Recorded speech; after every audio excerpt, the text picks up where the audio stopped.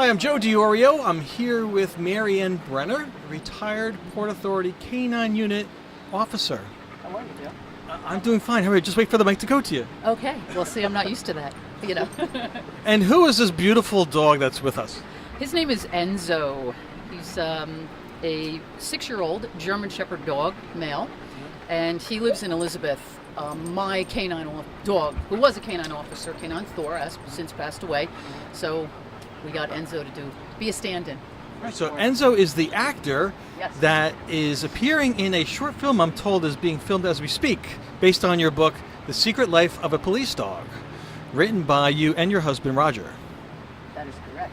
That is correct. Am I supposed to wait for the mic here? Thank you. That's true. That's true. So I had a chance to read the book, and congratulations on your brand new book. But as I'm reading it, I'm hearing you and I'm hearing Roger. Now, ironically, the officer that accompanies the canine, the dog, is not named. So is that you? Yes, it is. The officer who's in the book is me. What would happen would I would relate stories from my years in canine. I was in 14 years, and I was also a canine trainer.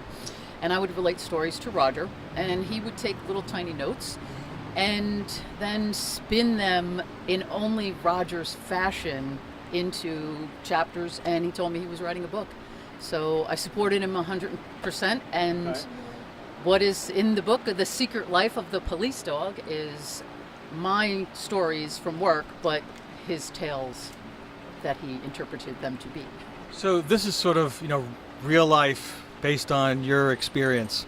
Now, I noticed a couple of the chapters. One chapter that struck me interesting was you had a fellow officer who was about 6'6", 300 some odd pounds. His name was Tech. That is correct. I don't want to use his whole name, but yes, he was a rather large officer, and he had a very large chocolate lab. So I don't want to name that dog either, because then everybody will know who the officer was. But he was a great guy, great guy. He has since retired.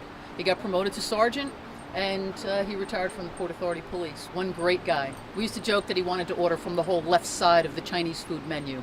Yes, I noticed that in the book, and the scene takes place in a diner. But what I also noticed was that there were people that were kind of obnoxious, that had no idea of law enforcement, that were approaching, I think it was Tech, saying to him, you got your dog in the back of the vehicle and it's really hot and, something bad's going to happen. So does that happen often? Yes, especially from maybe May to September. People thinking that we didn't know what we were doing would come up and say the dog was in the car and barking and very warm. But actually what happens is the air conditioning's running, and all our cars are equipped that if the engine shuts off, the air conditioning would shut off, but we had a beeper with us. Right. So that would let us know that the engine had shut off, and we would immediately leave and go get the dog. So the dog was never in any danger, and there's always bowls of water in the car too. Not that anyone who has a dog now should ever leave their dog in the car. Right. Never. But for the working dog, sometimes we have no choice in that, and we have safety built into the vehicles. Right. And I noticed too, it's interesting because it's sort of like the behind the scenes in his eyes and the dog's eyes and in your responses, and some real life situations like being at a parade or being in a protest or part of a protest. So it's interesting because you talk about two different scenarios, a parade which is fun and a protest which is not, but you handle them some differently, some the same. Talk about that. Well, when you're in a parade, you know that as you're walking, you know that people want to see and pet the dog, Right. like he's doing now, because Right. they come close. And my dog loves people, and so does Enzo, and that's why he's actually crying now. But when you're at a parade, you want the community who's there, you want them to see you, you want them to come up and be friendly with canine, so that they're really not afraid of it unless you are doing something wrong. Also, you want small children to know that they should never approach the dog unless they ask. That goes for adults also. Any working dog or a dog, even on the street, you always want to ask the owner or the handler if the dog's okay to approach. And when you are at a protest, we are usually behind the front line of the people that are there, but protesters tend to throw things at the dog and the dog handler to distract us. And all that really lets happen is getting myself and the dog angry, Right. and the dog doesn't want it either. So he will then sometimes be very barking and very aggressive, and so then people tend to calm down after that. Same thing when you want to bring him into a bar. I can stop a bar fight in about 2 seconds. Right. Nobody wants to get bit by a dog. And I also noticed that you don't want to run away from a dog either.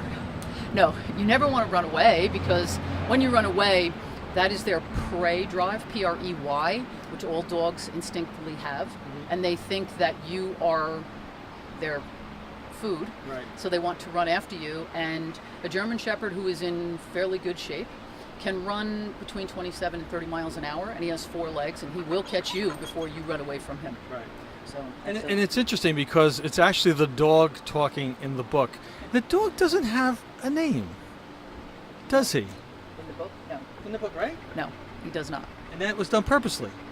Yes, it was. Because we knew that my dog, who I called my son, both my dogs, I had 2 in my career, were named Thor. And since he isn't here and we knew we couldn't bring him with us, Right. we decided not to name the dog in the book.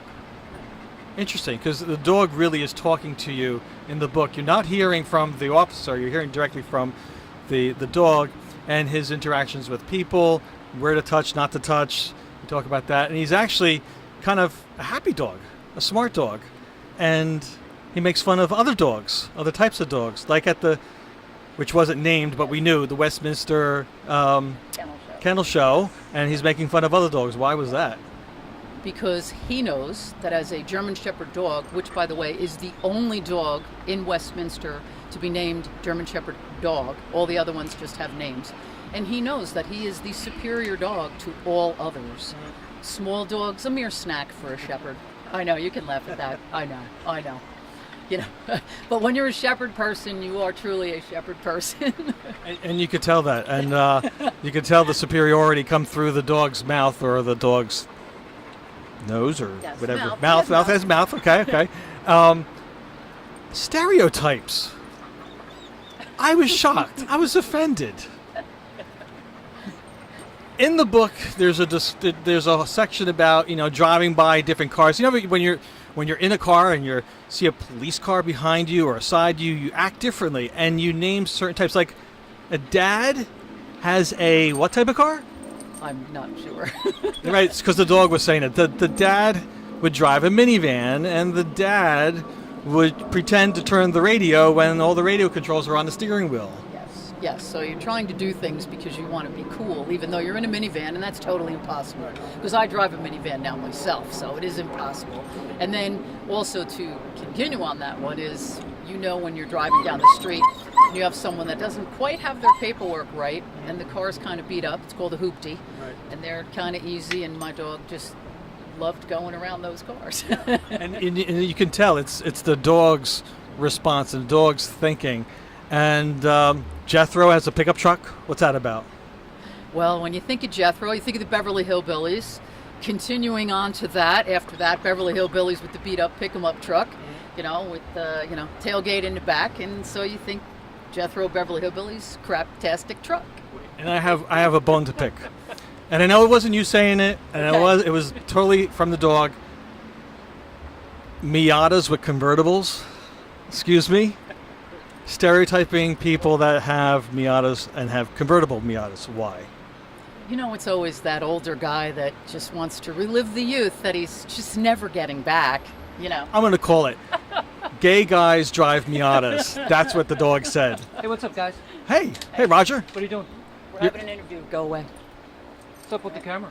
The cameras for the interview. Go away. This is Roger, the other writer of the book. Go away. And you could also tell there's a lot of jokes and little, comic relief stuff. And I think that was Roger. Yes, that was Roger. And he was instructed by the police officer and me not to do that, and he chose to do it anyway. Always messing up the scene. Yeah. But the point is, yes, gay men do drive Miatas. I have a convertible Miata, but not all of them are models as the dog depicts. I'm not a model. So change it up next time. And it's not to you, it's to the dog, of course. It's to the dog. So I'm not going to give away everything in this book because we want people to buy the book and they want people to read the book. Now, where can they get this book? They can get the book on Amazon, or they can come down to the Roseville Park Public Library today and purchase the book. And also, a special event today is to autograph this book by Roger. Are you allowing your husband to sign too? Yes. And Enzo. Enzo's giving his autograph. Autograph. Autograph, yes it is. His little autograph. And Enzo is an acting dog, not a police dog. That is correct. He will just act. He's also in the short film. So, and Roger, who had time to write it, is also an actor. He's on television and in movies. So in his downtime on set, he wrote it. So.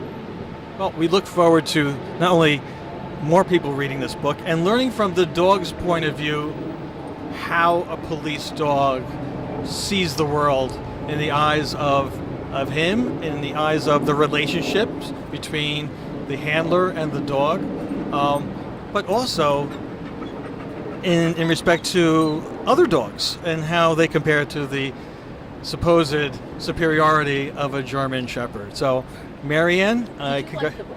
Did you I like the book. Matter of fact, now that you said that, I liked the end part where you talk about the publisher, where you dedicate the book to someone special. I'm not going to go into it because I wanted that to be a teaser. If you're going to read the book, wait to the end. You'll see who it's dedicated to, and you could hear Mariann saying those particular words. So yes, I did enjoy the book, and I'm looking for part 2, like a sequel. And There is a sequel. There is a sequel, Okay. and there's also one after that, The Secret Life of the EMT, the Emergency Medical Technician, because that is what my husband is also. So there's 2 books on the horizon. we look forward to that too, and more from Mariann and Roger Brenner on their book, The Secret Life of a Police Dog. Congratulations. We look forward to more people buying the book, to the short film, and to the sequel. So congratulations. Thank you. Thanks for having us, and everybody can come down. I'd like to thank the Roseville Park Veterans Memorial Library for letting us do the book signing here for this event tonight, and we just welcome everybody. No matter what you read, you can read this book. No matter what kind of genre you usually read, you can read this book. Most definitely. I concur.